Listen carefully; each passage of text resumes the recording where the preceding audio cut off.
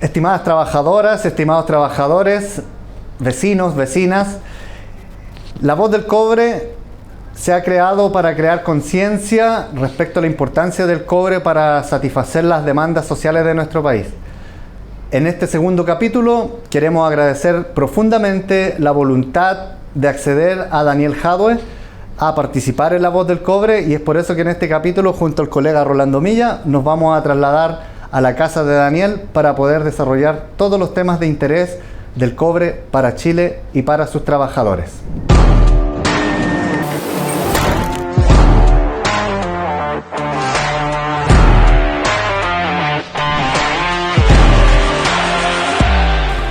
Muy buenas tardes, sean todos bienvenidos al segundo capítulo de La Voz del Cobre, y tal como prometimos el capítulo anterior, esta tarde estamos con un invitado destacado dentro de la política nacional, si no es por más decirlo, de las figuras más influyentes dentro del debate público político, ex alcalde de Recoleta, que actualmente se encuentra pasando una desafortunada situación judicial, la cual además nosotros solidarizamos, entendemos lo que es un lawfare. Fuimos víctimas de aquello el año 2020 como Sindicatos del Cobre, donde no hubo empacho alguno en destinar más de 20 millones de dólares a destruir el movimiento sindical. Así que agradecemos, Daniel Jadue, tu visto bueno, tu invitación a abrirnos la puerta de tu hogar a tener una conversación abierta, distendida y transparente respecto al cobre y Chile. Muchas gracias. Gracias a ti, Miguel, gracias compañeros por estar aquí. Están en su casa, además es un tema demasiado relevante para el futuro del país que hasta el día de hoy, siento yo, no se trata con la perspectiva adecuada. Perfecto, Daniel, muchas gracias. A nombre de nuestras trabajadoras también queremos saludar a nuestro director del sindicato, Rolando Milla Godoy, que nos acompaña también en esta segunda temporada de La Voz del Cobre, fundidor de corazón, integrante de la Comisión Nacional de Dirigentes Sindicales para trabajar en el proyecto de fundición y refinería. Muchas gracias, Rolando, y bienvenido. Bueno, muchas gracias por la invitación, Miguel, y también muchas gracias a Daniel por recibirlo y acogernos en su casa. También enviarle un grato saludo a nuestras socias, a nuestros socios y a la comunidad en general, al público chileno. Daniel no es una persona desconocida para nosotros como chuquicamatinos, chuquicamatinas, calameños. ¿Nos puedes contar algo de ese paso que tuviste por nuestra zona, Daniel, y en nuestra empresa? Sí, bueno, fueron casi 9 años.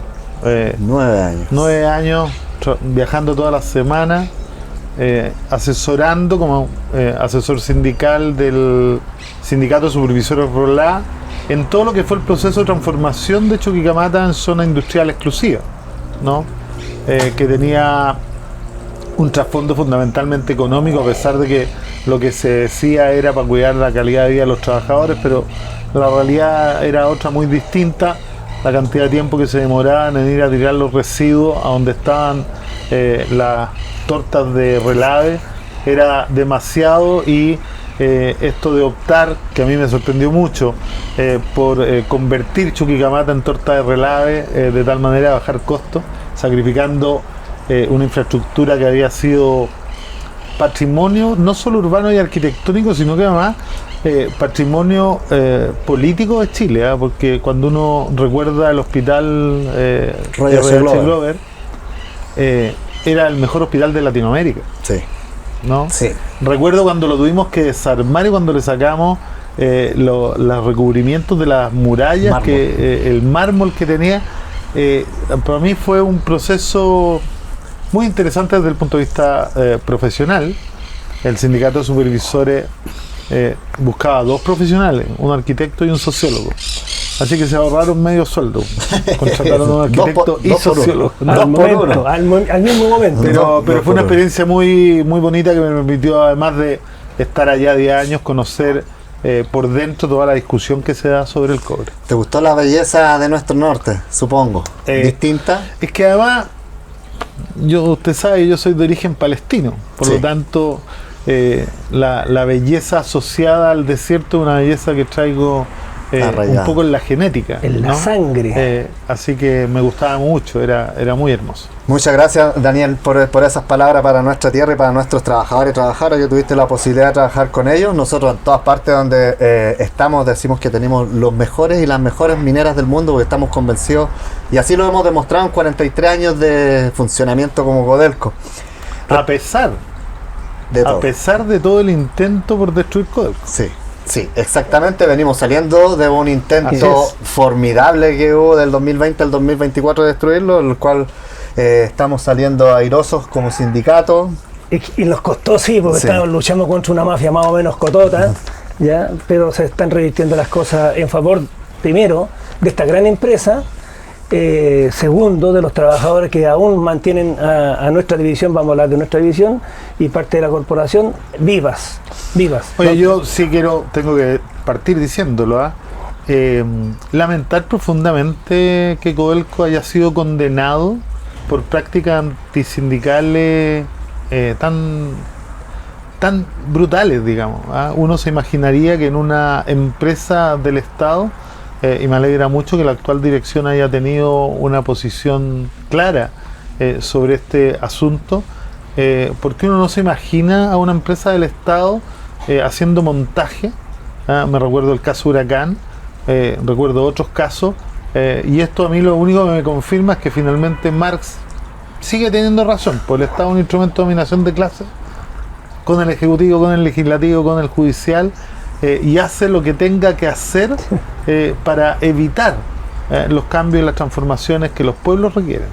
Por eso solidarizamos contigo, Daniel, porque sabemos que mucho de tu trabajo, de la óptica y de todas las cosas que fueron en beneficio de Recoleta, hoy día estás pagando las consecuencias.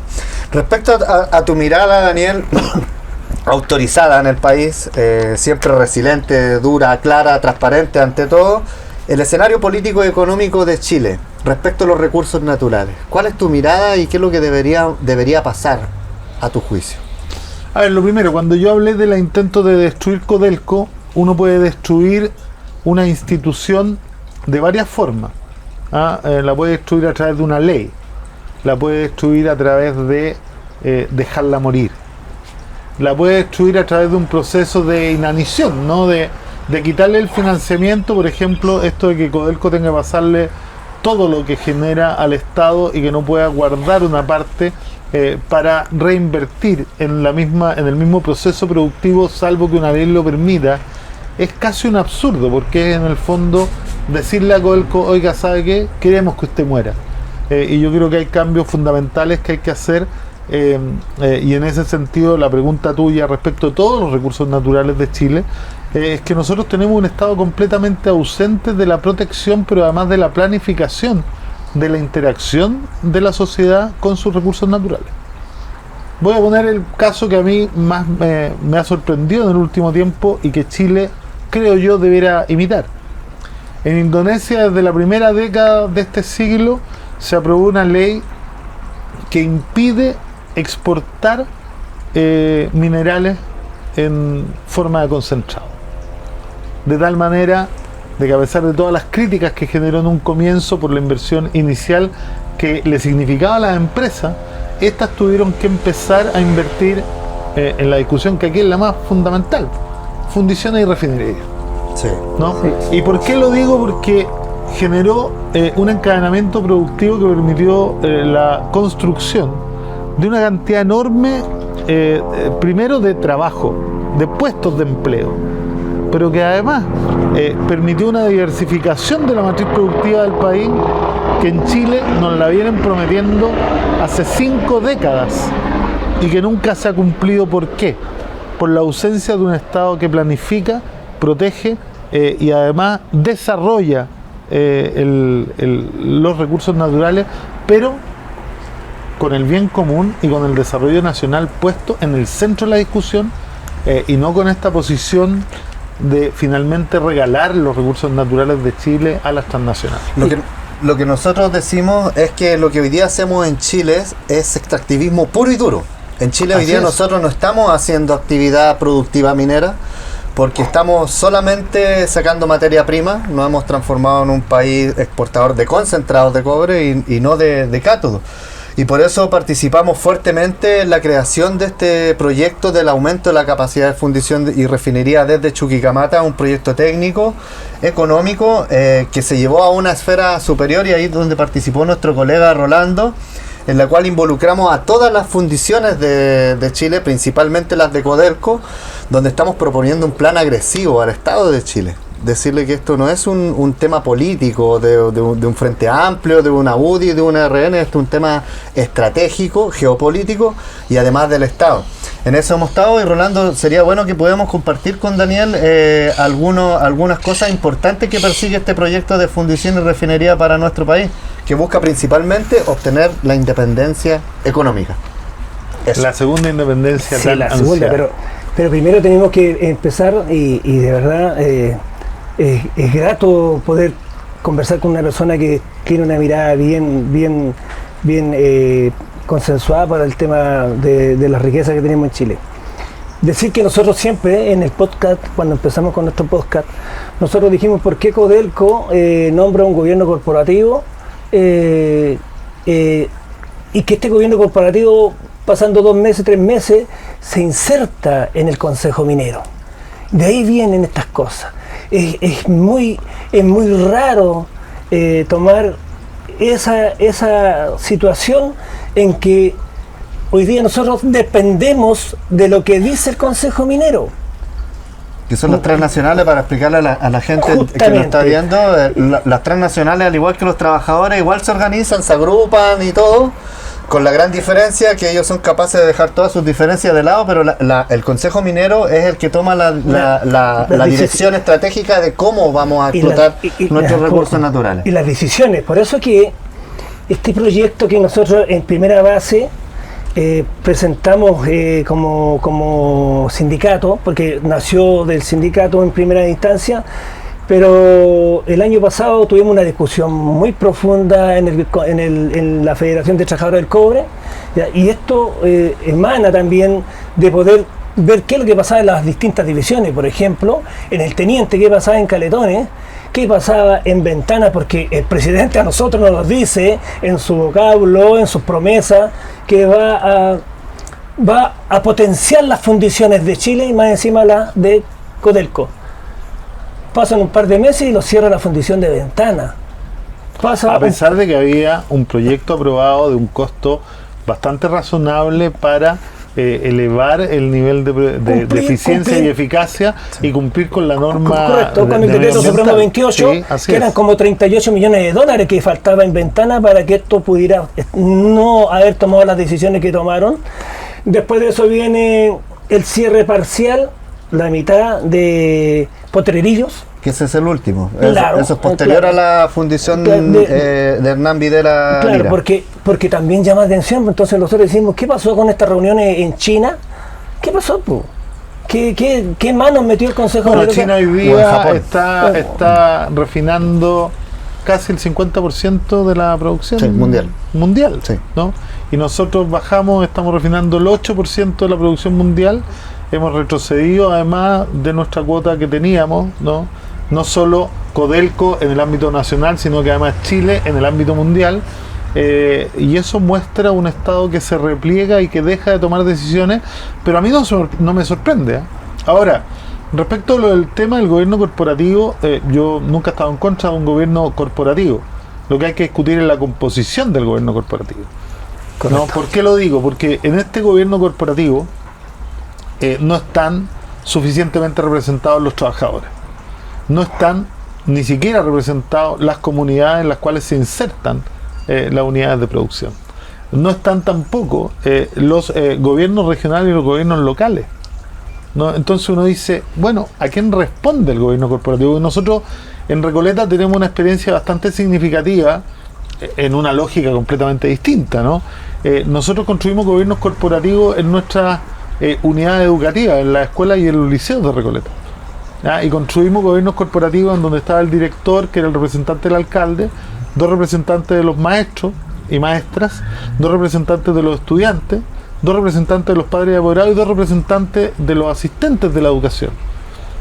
¿Qué nos significó eso? Bueno, hoy día tuvimos un incremento significativo en el CIMSE en la comuna, pero además En 12 años nunca hemos tenido un paro ni una toma en la comuna de Recoleta.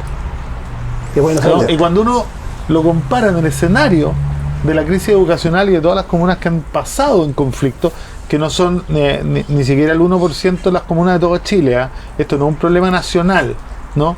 Uno dice, bueno, los gobiernos corporativos son un aporte siempre y cuando representen los intereses reales de los verdaderos dueños, de los mandantes y de aquellos que reciben los impactos del proceso productivo. Y aquí, como te digo, los gobiernos corporativos, el gobierno corporativo de Codelco no incorpora a ninguno de aquellos. Sí, efectivamente es una muy buena analogía la que tú planteas, Daniel, respecto a la composición, porque efectivamente entrar a discutir si es bueno o no a esta altura donde ya está operando hace 15 años y relativamente pueden haber resultados económicos buenos, malos, etcétera, cómo funciona la minería. Pero efectivamente, tú tienes toda la razón cuando planteas la composición, porque no tenemos paridad. Ya no es un gobierno corporativo paritario en primer lugar, ni tampoco contamos con el 50 y 50 de participación de los trabajadores dentro de esto. Tenemos solamente un representante que lo elegimos mediante votaciones soberanas de los dirigentes sindicales de los distritos y de los 3 ganadores de esta terna, el presidente de la República lo... O sea, no lo eligen los trabajadores. No, nosotros elegimos la terna. Es un representante del presidente. Claro. No, es un representante del presidente a propuesta de los trabajadores. Esas son las cosas que pasan. Elegimos la terna. Esto es lo mismo que cuando en Chile se habla de que en este país hay separación de poderes. Cuando uno ve que todos los jueces de la Corte Suprema los nomina o sea, entre el presidente y el Parlamento, ¿no? Cuando el fiscal nacional tiene el mismo procedimiento, y cuando todo, entre comillas, se arreglan dentro del sistema político que además está todavía muy binominalizado y es muy poco representativo, uno dice, bueno, la separación de poderes es simplemente un discurso, y lo estamos viendo, ¿no? Hoy día sabemos que todo el aparato judicial, desde la Fiscalía hasta partes de las Cortes Supremas y de Apelaciones, las manejaba la UDI desde la oficina de Jadue a través de Hermosilla. Y eso no le sorprende a nadie en este país, ni le indigna a nadie, pero es lo mismo que pasa cuando tú tienes un gobierno corporativo que en el fondo no representa los intereses de quien debe representar los verdaderos dueños, las comunidades, ¿no? Chile, en este caso Codelco Chile, que son los chilenos. El gobierno, por supuesto, porque es una tomada de decisión, los trabajadores y, en el caso nuestro y muy particular, los pueblos originarios con los cuales tenemos una deuda histórica. Entonces, un gobierno corporativo que trabaja para aumentar las rentabilidades de las transnacionales y que se incorpora a un consejo minero que tiene por misión tratar de destruir la participación estatal en la economía. Exactamente. Correcto. Y por eso que quiero apuntar lo que me pregunta Miguel, de este gran proyecto que se forma con base primero por parte del Sindicato Chuquicamata, pero después se engrosa con una participación real de todos los dirigentes nacionales que participaron en esta tremenda comisión que se llama Comisión FURE. Desde allí salen proyectos, por ejemplo, las necesidades que tiene Caletones. Caletones necesita, en el Teniente necesita 2 plantas de doble contacto, plantas de ácidos modernas que puedan suplir para poder cumplir con el decreto Supremo 28. Después viene Ventana con una mejora en el tema de la máquina despegadora y la máquina creadora de ánodos.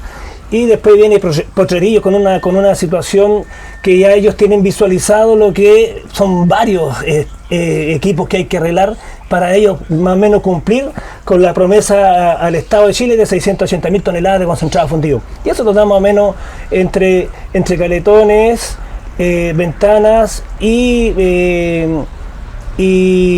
Potrerillo lo da más o menos 1.100 toneladas de cobre fino al mercado. Esa parte nomás. Pero el proyecto que se enrobusteció en esta comisión grande, este proyecto, ¿qué es lo que dice? Chuquicamata cuenta con los espacios físicos para poder poner un nuevo horno y un nuevo conver, un flash conver en 2 etapas. El flash en la misma fundición y el conver en la refinería. O sea, tenemos todo. Y tenemos la refinería que además hoy día tiene una capacidad ociosa tremenda. Claro, del 350.000. 50%. O sea, somos la refinería más grande yo del aquí mundo. quisiera hacer un paréntesis pequeño para explicar porque este podcast no puede estar dirigido, creo yo, a los que entienden de esto. Sí.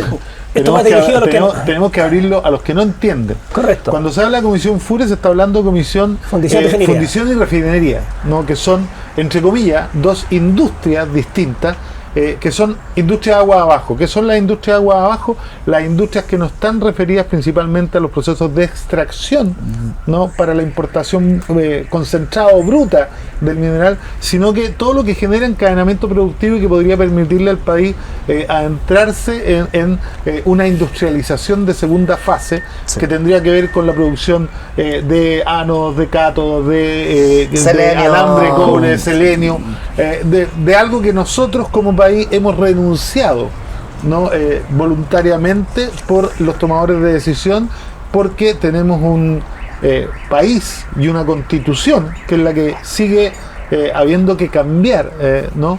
Que privilegia la rentabilidad privada por sobre la utilidad pública de los recursos naturales. Correcto. Exactamente. Y eso, perdón Miguel, y eso ¿qué es lo que a nosotros nos garantiza? Porque aparte de tener el estado físico, tenemos plantas que a nosotros nos favorecen, como ejemplo, las plantas de ácido, las plantas de oxígeno, o sea, no tendría que haber inversiones. Tenemos todo. Entonces, si se llega a adoptar este proyecto que nosotros ya robustecido por la Federación de Trabajadores del Cobre, Chuquicamata tendría un nuevo horno. Si hoy día tenemos un horno que nos da 1.170.000 toneladas de concentrado fundido, y con este nuevo horno llegamos a la capacidad de 1.200.000, o sea, Chuquicamata tendría 2.300.000 toneladas de concentrado fundido, el cual se refleja en 750.000 toneladas de cobre fino al mercado, o sea, más el millón que tenemos con las otras divisiones. O sea, estamos entregando como Codelco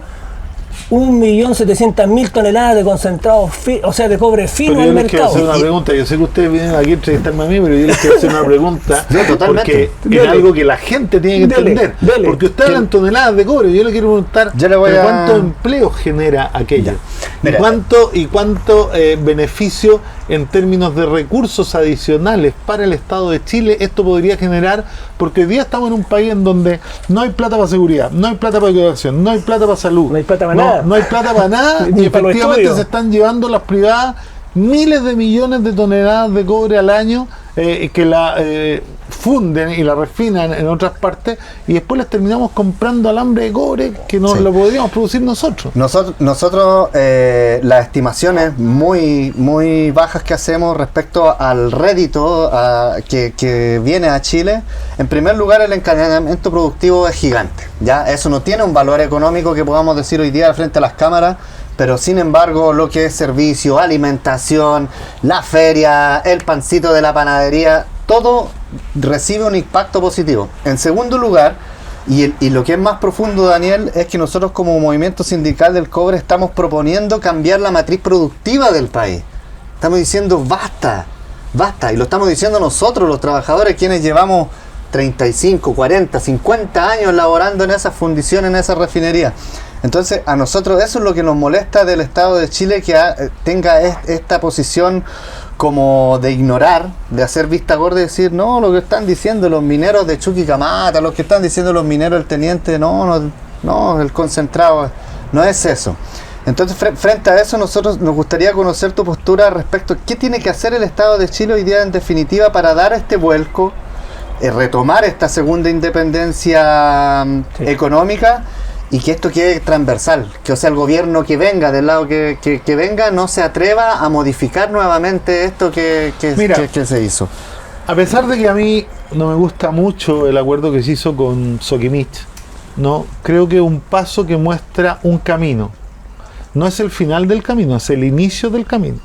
Porque yo creo que lo mismo que se ha hecho con Soquimich, que yo hubiera preferido no hacerlo y haber hecho una licitación, pero ya que se hace, que permite tomar el control a futuro de un porcentaje mayoritario de una empresa que funciona con mineral chileno, uno podría plantear que eso debiera hacerse con todas las mineras de Chile.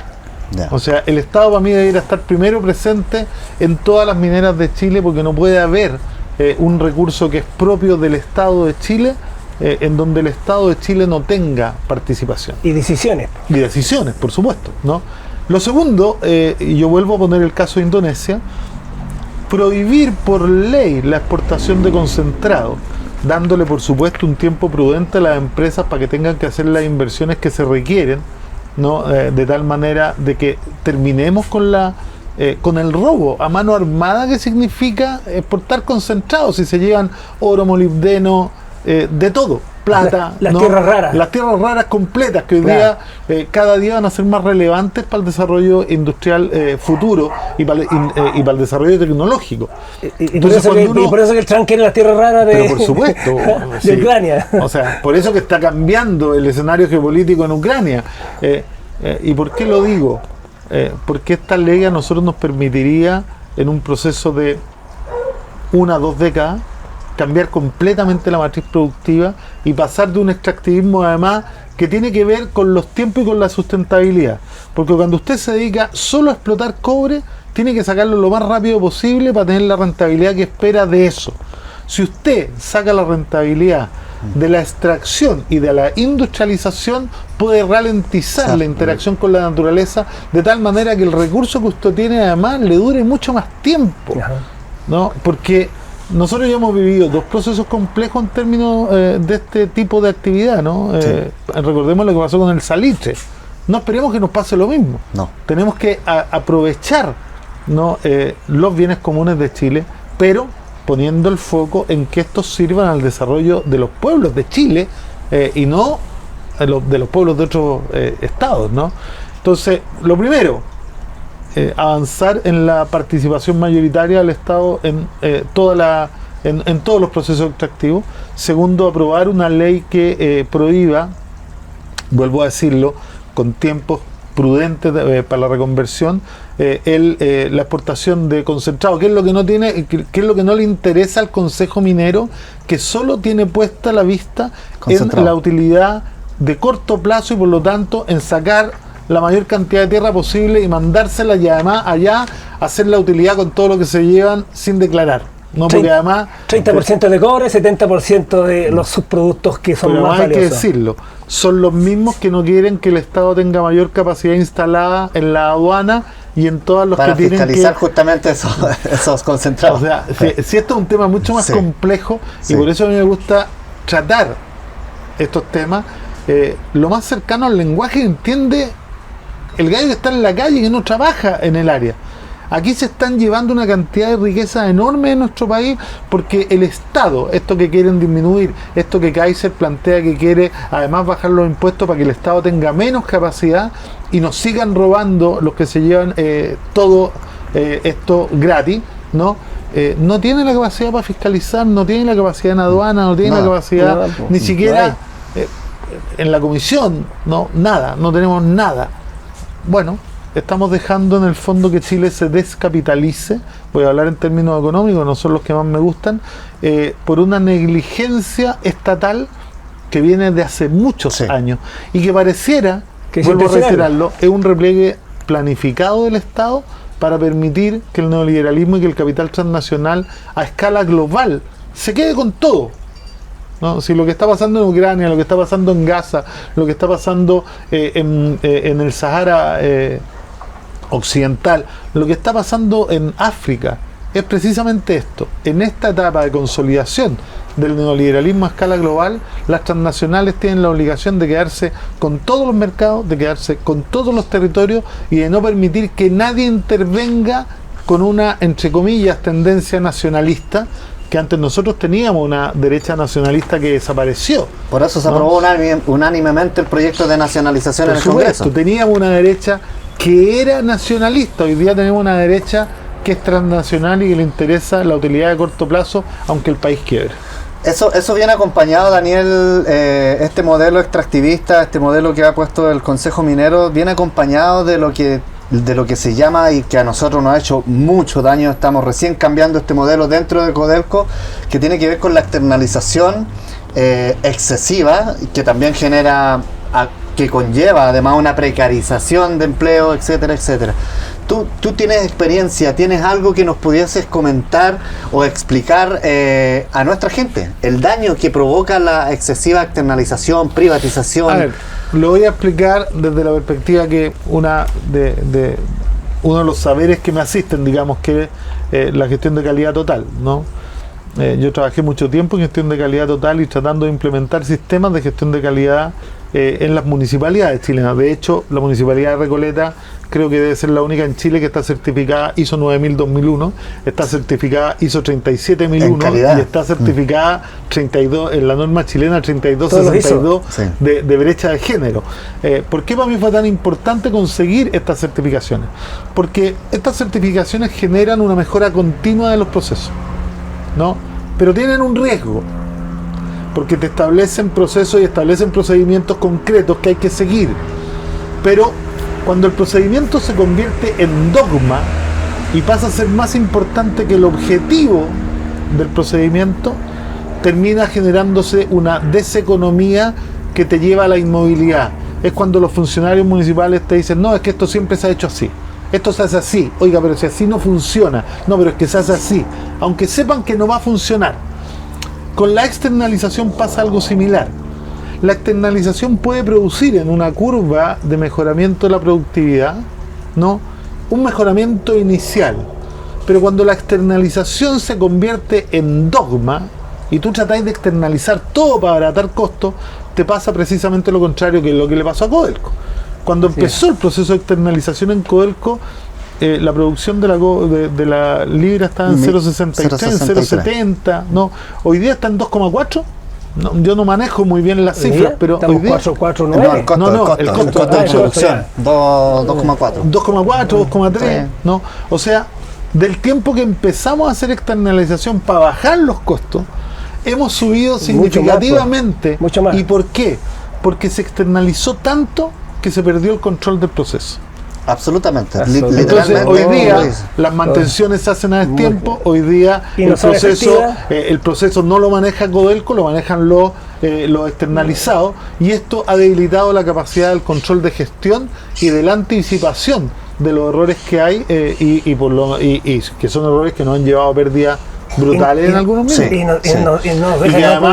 Y que además, déjenme decirles, son errores que nos han llevado a pérdidas humanas, a pérdidas de vidas humanas, no solo a pérdidas económicas, sino que a tener niveles de accidentabilidad que tuvimos que definir que era nuestro principal objetivo para trabajar sobre ellos. O sea, creo que el proceso de externalización ha sido tremendamente irresponsable, se ha pasado del nivel adecuado, ¿no? Y ha terminado convirtiéndose en un dogma que terminó operando en contra de la eficiencia, de la eficacia y de la productividad de Codelco. En este proyecto de fundición y de la calidad de vida en el trabajo de los trabajadores. Exactamente, que es el subcontrato. Nosotros en el proyecto de fundición refinería que presentamos tenemos como proceso clave la internalización de todo el mantenimiento, si no ningún proyecto que se haga no va a funcar.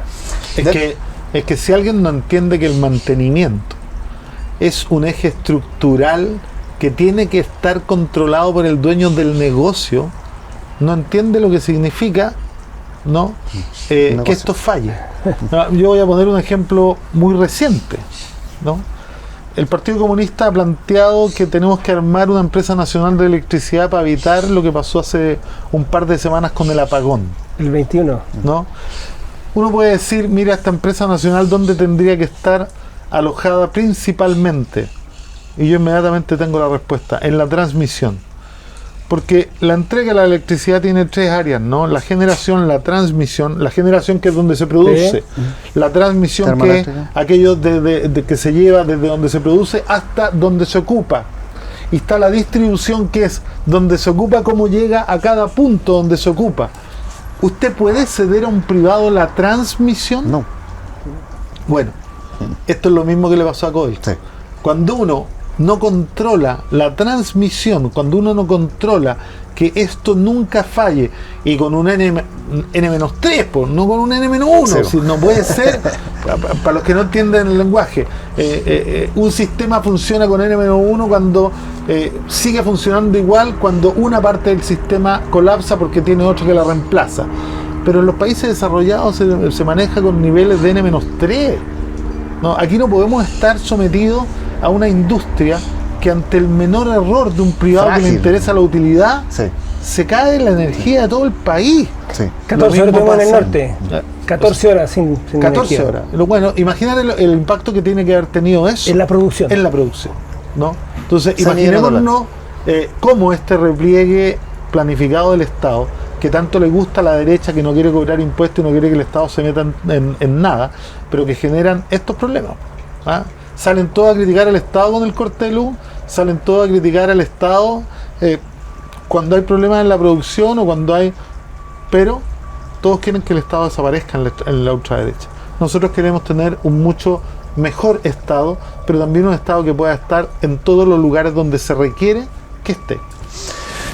Daniel, para ir finalizando, recién dijiste algo sumamente importante y que lo vamos a tomar, y efectivamente, ¿qué significan todas esas miles de toneladas que habla acá el colega Rolando Milla para la gente? Ese 1,5 millones de toneladas de cobre fino en el mercado significan por lo menos 1.000 casas, 1.000 casas de un valor de 1.000 UF cada una casa básica, digamos.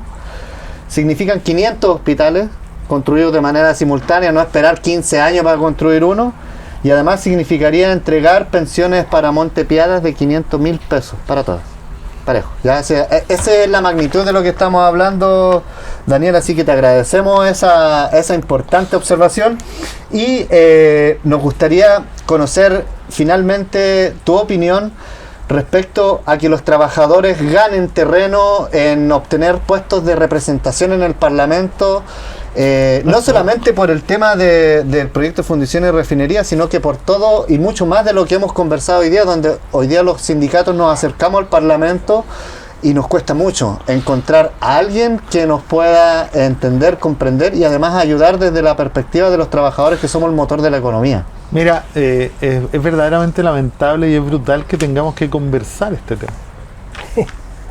Porque además la gente que nos está viendo no lo sabe.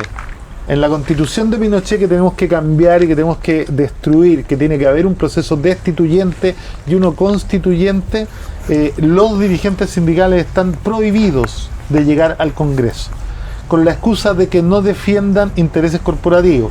Hoy día sabemos de muchos diputados y diputadas que defienden intereses corporativos. Hemos tenido diputados y diputadas que hoy día y senadores que están condenados por haber aprobado leyes como la ley de pesca, defendiendo intereses corporativos con indicaciones que le llegaban desde esas corporaciones a sus correos con los artículos escritos. Por lo tanto, esta mentira de la no defensa de intereses corporativos tiene que desaparecer, ¿no? Y por lo tanto lo primero que hay que hacer es eliminar de la Constitución y cambiar la Constitución completa, pero que en la Constitución que aprobemos no haya prohibición, que solo está para los dirigentes sindicales, porque los dirigentes gremiales de las empresas no tienen la misma prohibición, ¿no? Justamente. Y a la pregunta que ustedes me hacen, digamos, el Partido Comunista de Chile ha tenido históricamente la política de llevar dirigentes sindicales a los cargos de representación popular. Nunca hemos logrado, porque no es un tema fácil, con cómo se estructura el sistema electoral en nuestro país. Durante mucho tiempo fue binominal, se le han incorporado elementos de proporcionalidad, pero que no lo hacen completamente proporcional. Imagínense que 200.000 personas en la región de Magallanes escogen 2 senadores, o sea, en Magallanes escogen un senador cada 100.000 habitantes. En la región metropolitana escogemos 5 para 6 millones. O sea, en la región metropolitana escogemos un senador cada 1.100.000 habitantes. Si a alguien eso le parece proporcional, vaya a estudiar nuevamente matemáticas, porque no tiene nada de proporcional. Yo sería partidario, y el Partido Comunista también lo es, de un parlamento unicameral en donde hubieran un segmento proporcional y un segmento territorializado, pero en donde la suma de todos fuera verdaderamente representativa, ¿no? Y en eso tienen que estar incorporados de plenos derechos los dirigentes sindicales, pero por sobre todo la clase trabajadora con posibilidades reales de elegir, ¿no? Porque hoy día cuesta mucho, y además tienen que hacer todo esto en tuertos, ¿no? De que si queremos mandar un dirigente sindical como candidato, tiene que salir del cargo temporalmente, ¿no? Y después, si no sale, ver cómo lo... Es una joda, porque en el fondo, ¿sabe a qué me recuerda? a cuando en este país la derecha chilena tenía bloqueada la ley de divorcio y los que se querían divorciar tenían que anularse mintiéndole a todo Chile y trayendo a testigos que dijeran que lo que habían dicho cuando se casaron era mentira. Entonces lo mismo que nos obligan a mentirle a todo Chile para poder tener la posibilidad de que un dirigente sindical llegue al Parlamento. Y yo creo que no solo uno, sino que muchos dirigentes sindicales en el futuro cercano tienen que llegar al Parlamento para poder defender directamente los intereses de la clase trabajadora, porque hoy día los que la defienden somos una minoría muy pequeña. Muchas gracias, Daniel. Con esto queremos agradecerte nuevamente habernos abierto las puertas de tu espacio, un espacio tan privado, tan cercano. Además, felicitar el ambiente de paz que se siente en tu casa. Un poco de ruido con los helicópteros y con todo. Sí, un rato dije yo, no terminó el seguimiento. Llegaron los... Así que, bueno, nos quedamos muy conformes, muy satisfechos. Vamos a seguir con mucha más fuerza buscando que el cobre vuelva a ser la viga maestra de la economía, que no quepa ninguna duda.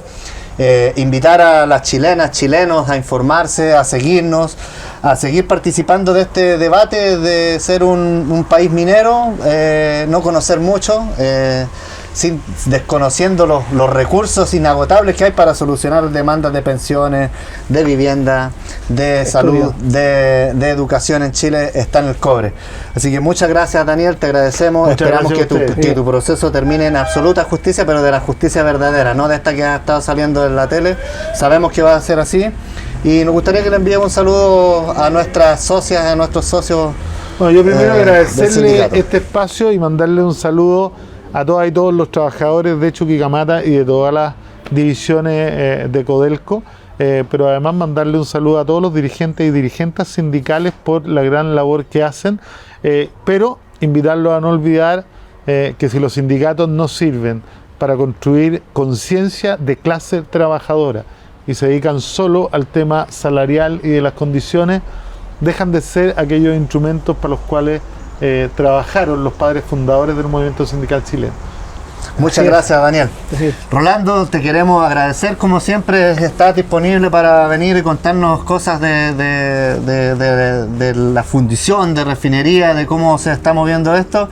¿Te gustaría hacer algún recuerdo de alguna fecha cercana que tenemos? ¿Estamos esperando respuesta? ¿En qué estamos respecto a este proyecto? ¿Mandar algún mensajito, hacer recuerdo de alguna fecha a alguien importante de la corporación? Sí, señor. Muchas gracias por ese espacio. De verdad que este tema que es de la Federación de Trabajadores del Cobre, nosotros lo presentamos un año y nosotros queremos el tiempo.